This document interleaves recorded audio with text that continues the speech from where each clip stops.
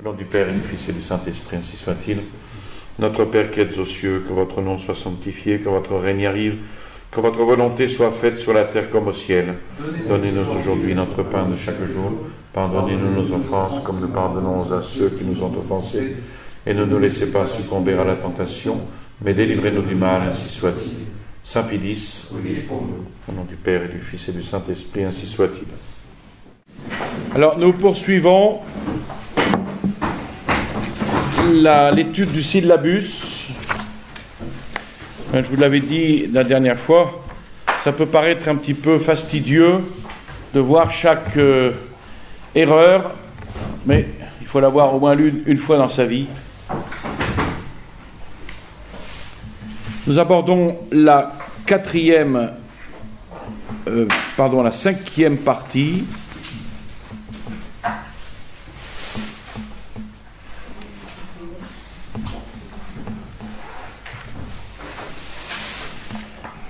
du syllabus. C'est la quatrième partie. Le socialisme, le communisme, les sociétés secrètes, les sociétés bibliques et les sociétés clérico-libérales. Qu'est-ce qu'il ne faut pas inventer comme erreur? Alors, là-dessus, c'est très court. Ces sortes de peste, dit le pape, sont à plusieurs reprises frappées. Des sentences qui ont déjà été formulées, dans les termes les plus graves, par diverses encycliques ou allocutions, notamment l'encyclique Qui Pluribus de 1846, l'allocution Quibus Quantisque 1849, l'encyclique Nostis et Nobiscum en 49 aussi, l'allocution Singulari Quadam que nous avions étudiée en 1854, qui a été tapée, publiée, je crois, et l'encyclique Quanto Conficiamur Merore, 1863. Donc tout cela concerne socialisme, communisme, société secrète, société biblique et société clérico-libérale. Il faut passer ensuite maintenant à la cinquième partie, les erreurs relatives à l'Église et à ses droits. Je précise que chaque numéro correspond à une erreur. Alors, 19e erreur, l'Église n'est pas une vraie et parfaite société parfaitement libre, pleinement libre. Elle ne jouit pas de ses droits propres et constants que lui a conférés son divin fondateur, mais il appartient au pouvoir civil de définir quels sont les droits de l'Église et les limites dans lesquelles elle peut les exercer. Vous allez voir à travers ces erreurs, vous allez peut-être vous dire, mais ça n'a jamais existé. On n'en est pas là. Si, elles ont existé. D'une façon franche, d'une façon moins franche, déguisée, mais ça existe toujours. Alors évidemment, l'Église est une société parfaite. Il faut répondre à cela, ce qui lui confère, en tant que parfaite, une indépendance. Une indépendance de fait, une indépendance de droit envers l'État et la société temporelle. Donc le faux principe ici condamné est appliqué dans les propositions suivantes. La 20e erreur consiste à dire que la puissance ecclésiastique ne doit pas exercer son autorité sans la permission et l'assentiment de M. Emmanuel Macron. Donc, je ne peux pas exercer mon ministère, mon autorité, sans sa permission. En 1791, déjà, le pape Pie VI condamnait cette thèse qui est la thèse de la constitution civile du clergé. 21e erreur, l'Église n'a pas le pouvoir de définir dogmatiquement que la religion de l'Église catholique est uniquement la vraie religion. Non mais de quoi je me mêle, hein? Heureusement que l'Église a ce pouvoir. Pouvoir qui ressort de son infaillibilité. Elle laisserait autrement les fidèles dans la plus grande perplexité et la plus grande angoisse. À qui se fier autrement, si elle n'a pas le pouvoir dogmatiquement de définir que la religion catholique est la vraie religion? Où irions-nous, Seigneur? Vous avez les paroles de la vie éternelle. 22e erreur. L'obligation qui concerne les maîtres et les écrivains catholiques se borne aux choses qui ont été définies par le jugement infaillible de l'Église comme des dogmes de foi qui doivent être crus par tous. Alors, attention, non seulement les dogmes de foi, mais aussi tout ce qui explicite, tout ce qui précise et tout ce qui défend les dogmes de foi sont à recevoir par l'Église, sont à recevoir de l'Église, par les professeurs catholiques. 23e erreur, les souverains pontifes et les conciles œcuméniques ont dépassé les limites de leur pouvoir. Ils ont usurpé les droits des princes et ils ont même erré dans les définitions relatives à la foi et aux mœurs. Et évidemment, ici, c'est une proposition qui est fausse, de plus injurieuse pour l'Église et pour la papauté. Nier l'infaillibilité de l'Église quant aux mœurs et à la foi, c'est une proposition hérétique. J'avais précisé que toutes ces erreurs que nous voyons ne sont pas toutes des hérésies, mais quelques-unes en sont une. Celle-là notamment. La 24e erreur, l'Église n'a pas le droit d'employer la force, elle n'a aucun pouvoir temporel direct ou indirect. Le pape Pie VI avait déjà condamné cette proposition des jansénistes de Pistoie dans Auctorem Fidei, parce que l'Église exerce sa juridiction sur les choses temporelles qui sont nécessaires à l'obtention de sa finalité, ou au contraire, qui nuisent à la finalité poursuivie. Ce qui est logique. 25e erreur, en dehors du pouvoir inhérent à l'épiscopat, il y a un pouvoir temporel qui lui a été concédé, ou expressément ou tacitement par l'autorité civile, révocable par conséquent à cette volonté par cette même autorité civile. Donc, c'est-à-dire, l'autorité civile aurait le pouvoir de déposer un évêque, par exemple. Dans cette proposition, elle pourrait recevoir malgré tout une distinction. Des prérogatives politiques concédées par l'État aux hommes d'Église sont révocables. Dignité de sénateur ou de prince, par exemple.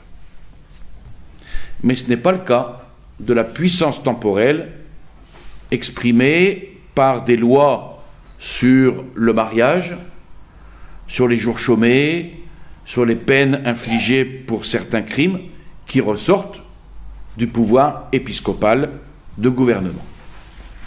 Donc ici, il faut faire cette distinction. 26e erreur, l'Église n'a pas le droit naturel et légitime d'acquérir et de posséder. Non mais quoi? 27e erreur, les ministres sacrés de l'Église et le pontife romain doivent être exclus de toute gestion et possession des choses temporelles.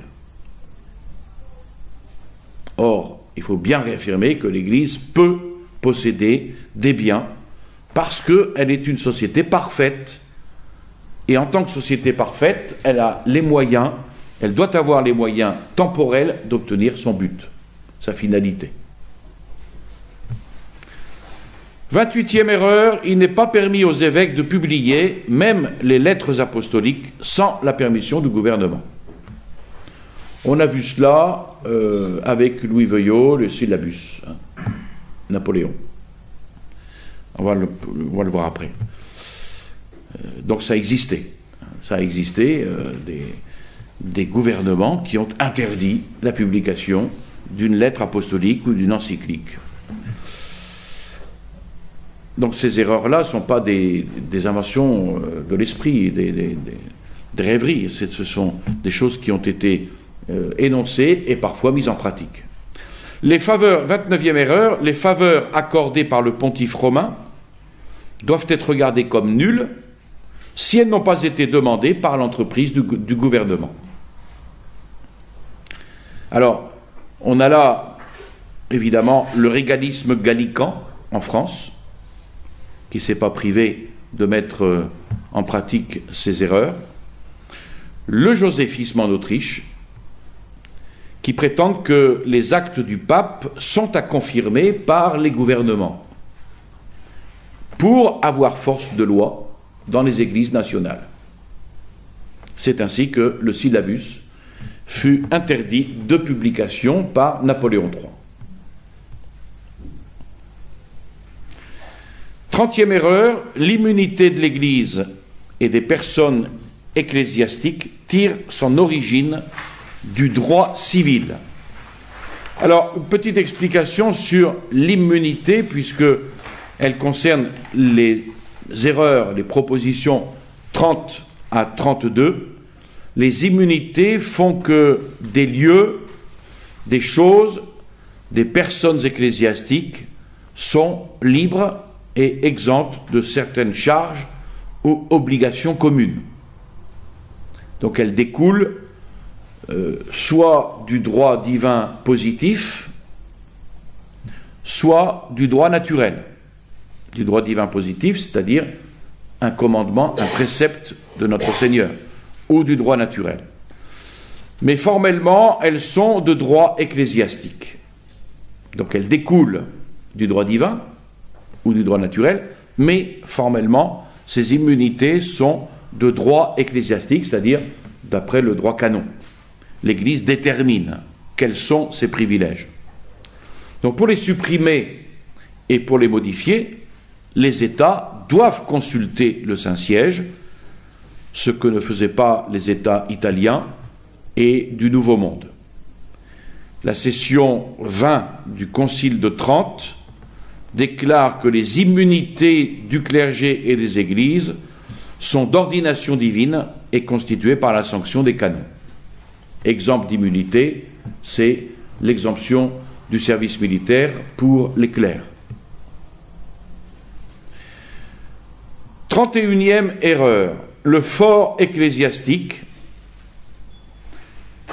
pour les procès temporels des clercs, soit aux civils, soit aux criminels, doit être absolument aboli, sans consulter le siège apostolique, sans tenir compte de ses réclamations. Alors ici, quand on parle du fort ecclésiastique, il s'agit de l'immunité des clercs par rapport à la juridiction laïque des États. C'est-à-dire que les ecclésiastiques sont jugés non pas par des tribunaux laïques, mais par des tribunaux d'église pour leur transgression des lois, même civiles. Et en cas de peine physique à infliger, les clercs seraient déférés au bras séculier, l'Église n'ayant pas le droit de verser le sang.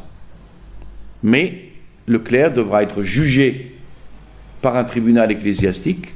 Le tribunal ecclésiastique peut prononcer la peine de mort, et là, c'est au bras séculier d'exécuter la sentence et non pas à l'Église.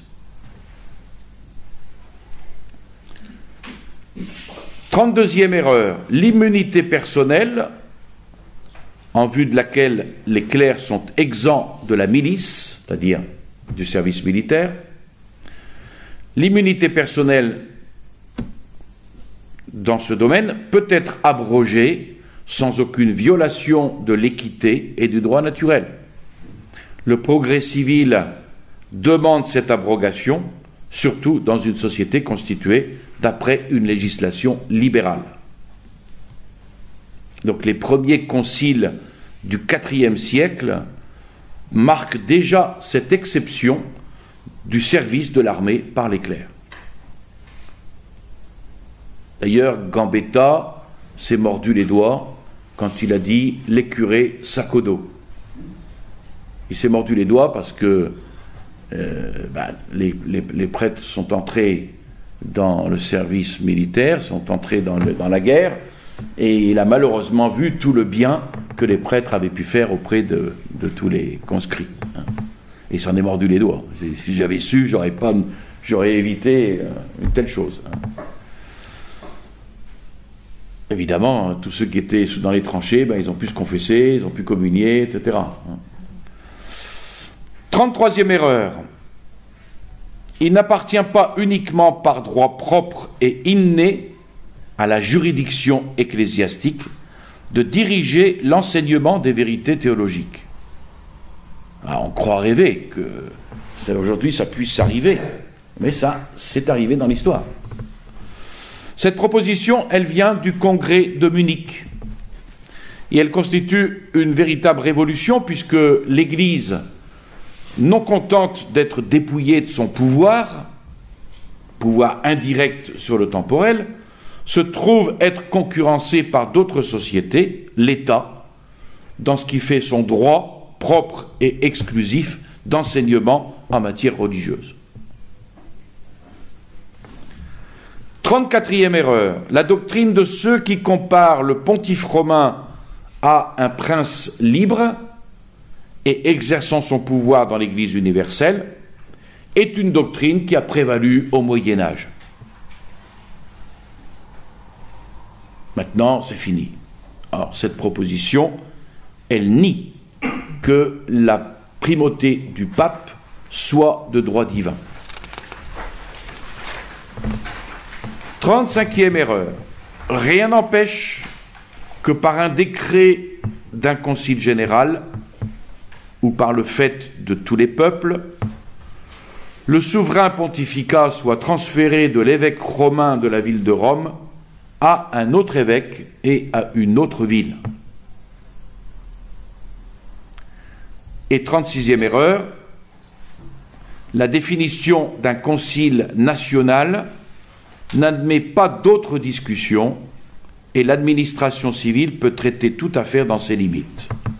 Donc on a là, dans ces deux propositions, des résurgences de la vieille erreur conciliariste qui fleurit à la fin du Moyen-Âge, avec les théologiens excommuniés au XIVe siècle, notamment Marcille de Padoue et Guillaume d'Occam. La proposition 36, elle est hérétique parce qu'elle nie la juridiction universelle du pape. Les protestants reprendront à leur compte ces thèses, puis ensuite les gallicans et la constitution civile du clergé en 1791. 37e proposition, 37e erreur, on peut instituer les églises nationales soustraites à l'autorité du pontife romain et pleinement séparées de lui. Évidemment, ici, on répond qu'une telle proposition est à la racine de tous les schismes. 38e erreur, trop d'actes arbitraires de la part des pontifes romains ont poussé à la division de l'Église en orientale et occidentale. Ici, c'est une véritable erreur soutenue par notamment un professeur à Turin qui s'appelait Jean-Nicolas Nuitz dans Institution du droit ecclésiastique et traité de droit ecclésiastique et qui sera une erreur qui sera reprise par les historiens de l'époque et qui forcera Léon XIII à une lettre sur les études historiques, adressée notamment aux cardinaux De Luca, Pitra et Hergenrother, le 18 août 1883, pour activer les travaux d'édition érudite. Voilà donc, en cinquième partie, ces différentes erreurs relatives à l'Église et au droit de l'Église. Il aborde ensuite une sixième partie, les erreurs relatives à la société civile, considérée soit en elle-même, soit dans ses rapports avec l'Église.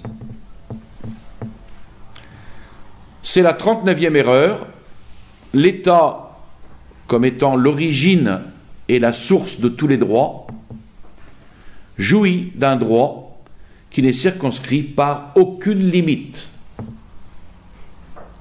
Évidemment, ici on comprend très bien que c'est la porte ouverte à tous les totalitarismes.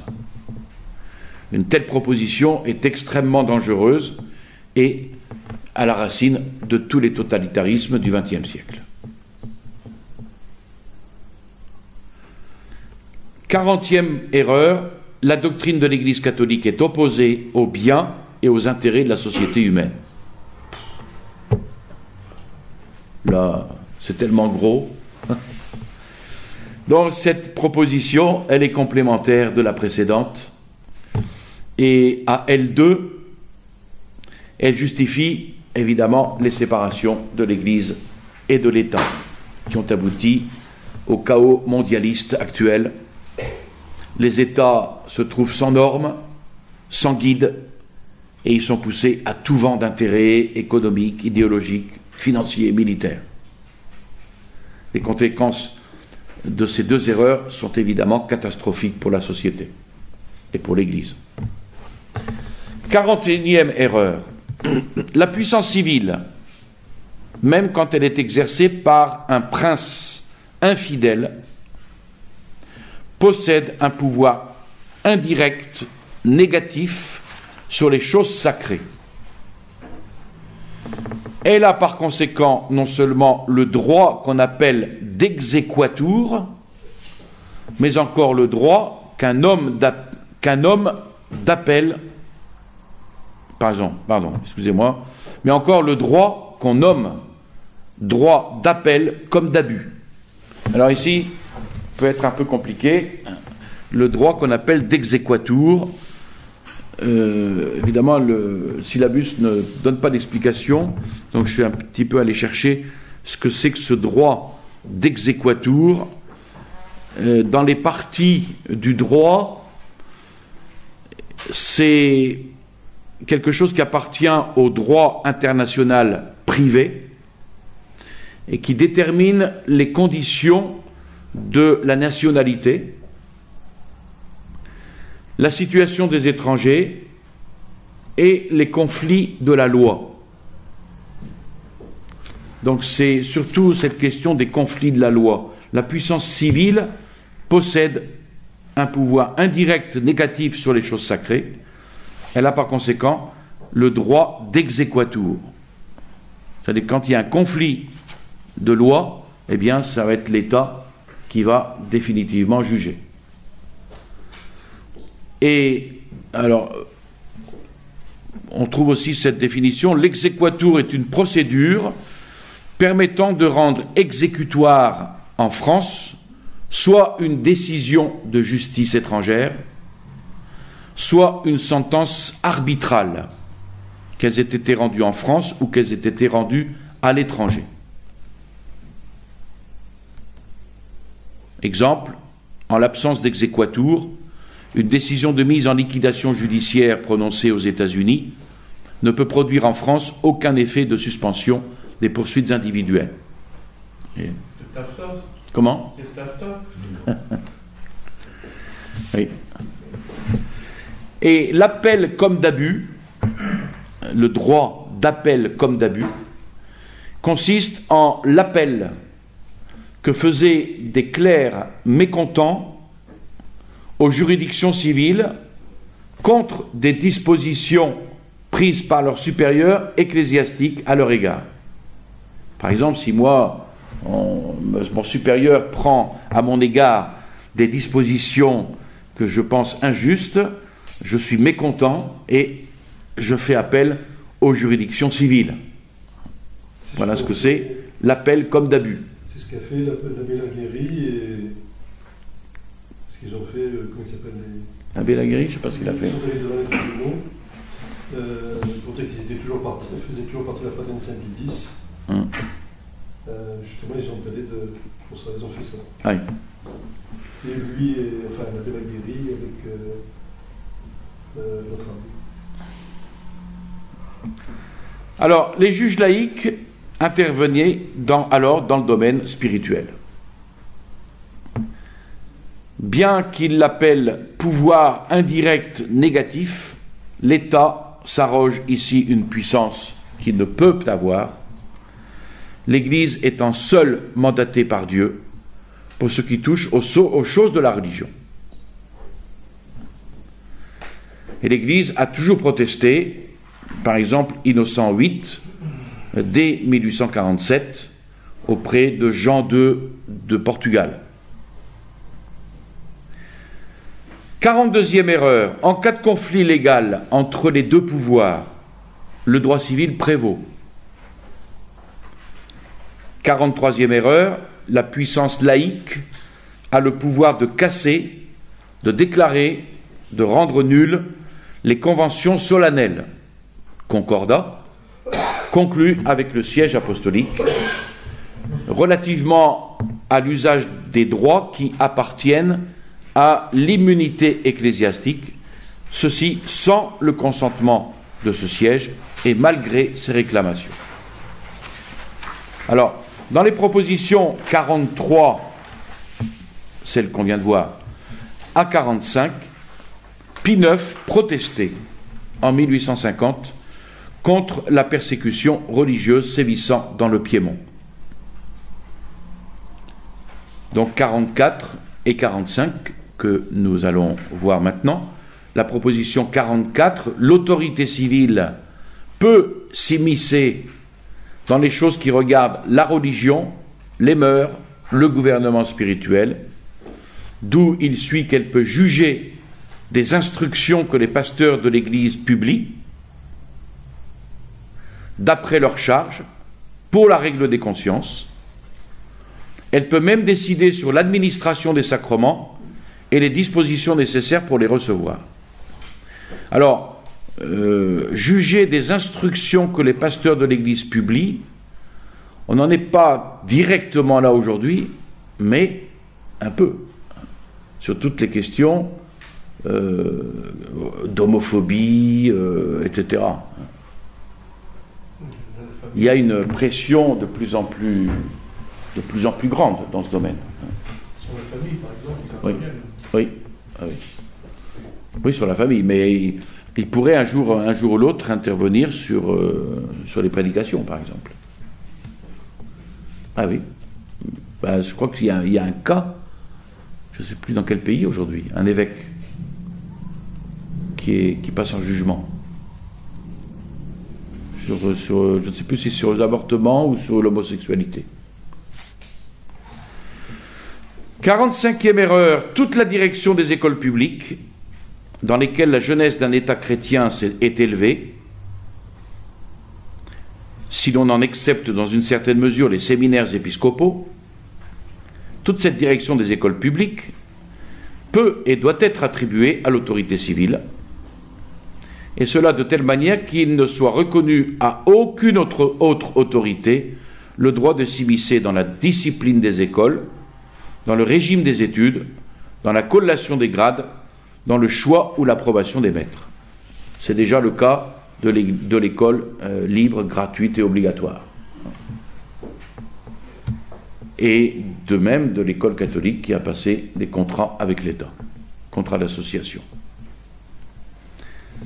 On peut regrouper les propositions 45 à 48, car elles portent sur le droit d'enseignement du magistère ecclésiastique contre une des attaques les plus perfides pour bannir tout principe religieux de l'éducation. C'est la laïcité. 46e erreur, bien plus, même dans les séminaires des clercs, la méthode à suivre dans les études est soumise à l'autorité civile. 47e erreur, la bonne constitution de la société civile demande que les écoles populaires, qui sont ouvertes à tous les enfants de chaque classe du peuple, et en général que les institutions publiques destinées aux lettres, à une instruction supérieure et à une éducation plus élevée de la jeunesse, soient affranchies de toute autorité de l'Église, de toute influence modératrice, de toute ingérence de sa part, et qu'elles soient pleinement soumises à la volonté de l'autorité civile et politique, suivant le désir des gouvernants et le niveau des opinions générales de l'époque. Évidemment, ça c'est la laïcité dans toute l'acception du terme. 48e erreur, des catholiques peuvent approuver un système d'éducation en dehors de la foi catholique et de l'autorité de l'Église, et qui n'est pour but, ou du moins pour but principal, que la connaissance des choses purement naturelles et la vie sociale sur cette terre. C'est une erreur, hein. Un catholique ne peut pas approuver un système d'éducation en dehors de la foi catholique. C'est-à-dire qu'un catholique ne peut pas, en conscience, mettre ses enfants dans l'école laïque, gratuite et obligatoire. Est-ce qu'il peut les mettre dans des écoles catholiques sous contrat d'association? Pas plus, parce qu'il n'y a aucune différence entre les deux, ou à peine. Si, il y a école maçonnique gratuite, école maçonnique payante. Oui.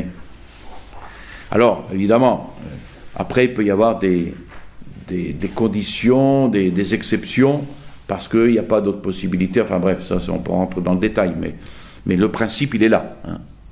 Le principe, on n'a pas le droit, un catholique ne peut pas mettre ses enfants dans une école laïque.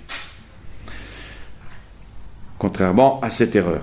49e erreur, l'autorité séculière peut empêcher les évêques et les fidèles de communiquer librement entre eux et avec le pontife romain. Bon, là, on tombe dans le totalitarisme. Comment? L'autorité séculière, c'est gouvernement. Oui. Autorité politique. Alors, les États modernes, de plus en plus centralisés, supportent de moins en moins la puissance spirituelle du Saint-Siège, qui empêche une domination sans frein sur tous les peuples. Et c'est pourquoi ils ont très souvent contesté les décrets du Saint-Siège comme une espèce d'intrusion d'une puissance étrangère. Et ils ont toujours favorisé les églises nationales qui seraient à leur service. Exemple, l'église chinoise aujourd'hui. On avait déjà Louis XIII, Louis XIV avec le gallicanisme, Napoléon et les articles organiques du Concordat de 1801 et le bolchevisme. 50e erreur. L'autorité séculière a par elle-même le droit de présenter les évêques, et je précise que c'est ce qui se fait en France, hein. Il y a une terna, c'est-à-dire qu'on présente 3 évêques pour un diocèse, et l'État français a son mot à dire. L'autorité séculière a par elle-même le droit de présenter les évêques et peut exiger d'eux qu'ils prennent en main l'administration de leur diocèse avant qu'ils aient reçu du Saint-Siège l'institution canonique et les lettres apostoliques.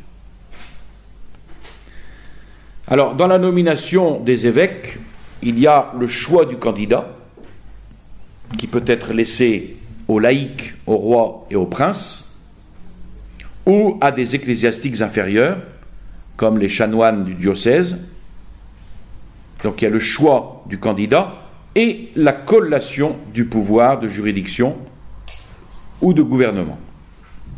Les élus doivent cependant être idoines selon les canons fixés par l'Église, bien entendu acceptés par le Saint-Siège, qui confère, lui, la juridiction épiscopale par l'institution canonique. 51e erreur. Bien plus, la puissance séculière a le droit d'interdire aux évêques l'exercice du ministère pastoral et elle n'est pas tenue d'obéir au pontife romain en ce qui concerne l'institution des évêchés et des évêques.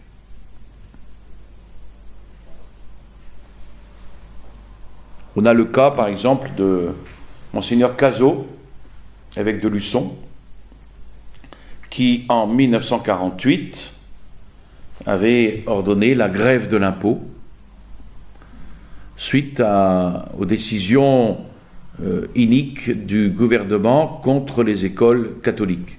C'est-à-dire que du temps du maréchal Pétain, il y avait une taxe qui était prélevée sur les kermesses des écoles catholiques, mais le gouvernement du maréchal subventionnait les écoles catholiques.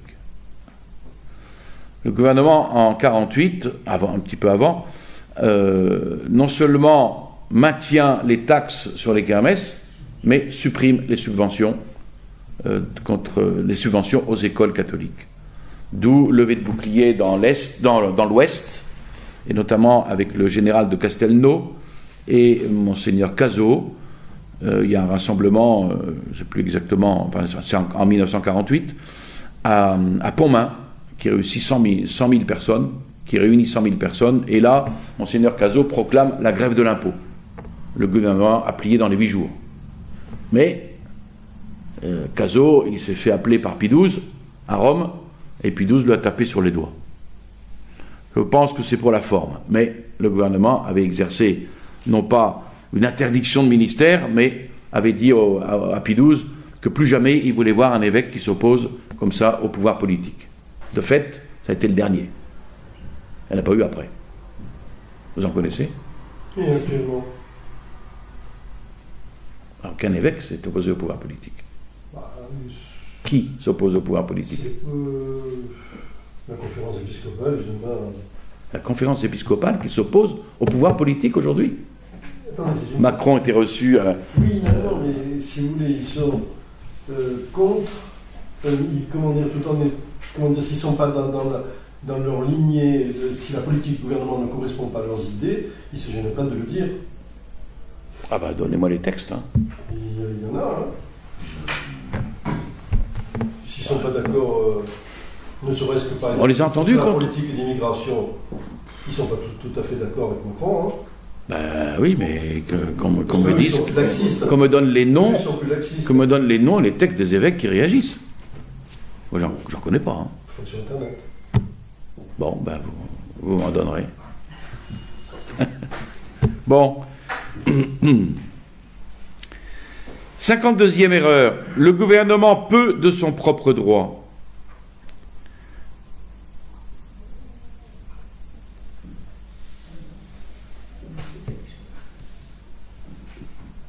prescrire l'âge pour la profession religieuse, tant des femmes que des hommes, et enjoindre aux communautés religieuses de n'admettre personne au vœu solennel sans son autorisation.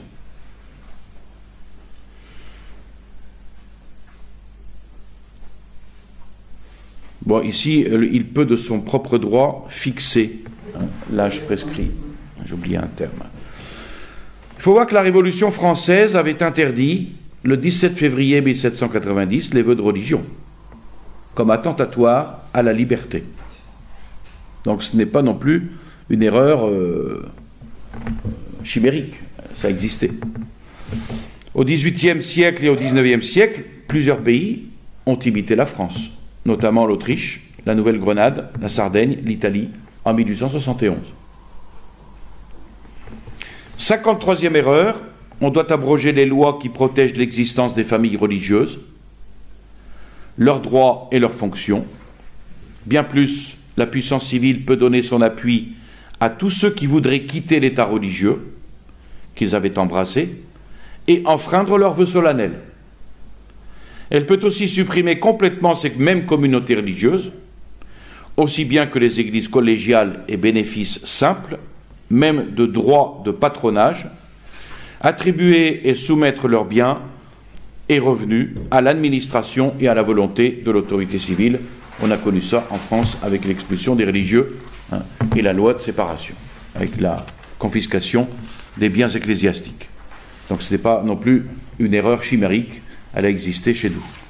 Donc les ordres religieux, en soustrayant une main-d'œuvre utile aux travaux, et des candidats à fonder des familles pour donner des citoyens à l'État, sont mal considérés par l'État. Il faut avoir donc un regard de foi pour réfuter des raisons qui sont purement utilitaristes, mais aussi remarquer combien les œuvres d'éducation, de charité, la morale, sanctionnée par des peines éternelles, sont au contraire, pour le bien commun, le meilleur de la société. Il suffit de voir, par exemple, dans les œuvres de charité, tout le bien que pouvaient faire les religieuses dans les hôpitaux. Ces hôpitaux où aujourd'hui, chaque personne est un numéro, qu'on ballotte sans charité. 54e erreur, les rois et les princes non seulement sont exempts de la juridiction de l'Église, mais même ils sont supérieurs à l'Église quand il s'agit de trancher les questions de juridiction. Boniface VIII avait condamné dans Unam Sanctam cette doctrine déjà au début du XIVe siècle.